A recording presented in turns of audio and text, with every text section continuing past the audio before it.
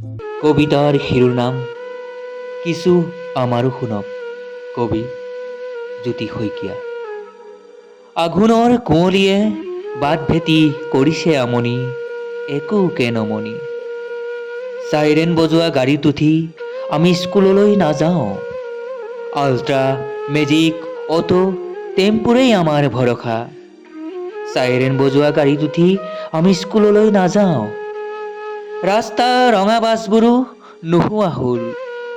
দুই এখন দেখো লতা বগাই শুৱনি কৰি আছে জৰাজীৰ্ণ বাছ ষ্টেণ্ড। ৰঙা লাইট জ্বলোৱা গাড়ীত আমি স্কুললৈ নাযাওঁ। কুঁৱলীয়ে বাট ভেটিছে, ঘড়ীটোৱে সঠিক সময় দিছে। আল্ট্ৰা বাছখনে নিজ খুচিমতে গতি বঢ়াইছে। আপুনি মনত ভগৱানৰ নাম লৈছে। আপোনাৰ প্ৰাৰ্থনা যদি শুনিছে ৰক্ষা, যদি শুনা নাই খবৰটো বিয়পি পৰিব। ৰিপ বিধে আত্মাৰ সদগতি শোকবাৰ্তা, পৰিয়াললৈ সমবেদনাৰে ভৰি পৰিব সামাজিক মাধ্যম।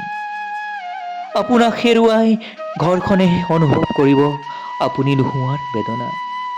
দুৰ্ঘটনা অনিশ্চিত, সাৱধানতা নিজস্ব। চাইৰেন বজোৱা গাড়ীত আমি স্কুললৈ নাযাওঁ।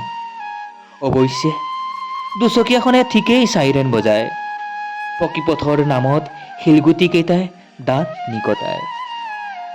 আপোনালোকৰবোৰ শুনিয়ে আছো, কিছু আমাৰো শুনক।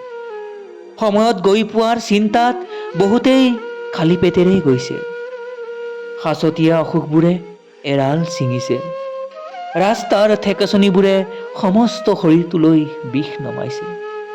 যদি শিক্ষকেই অসুখী, সমাজখন সুখী হ'ব কেনেকৈ?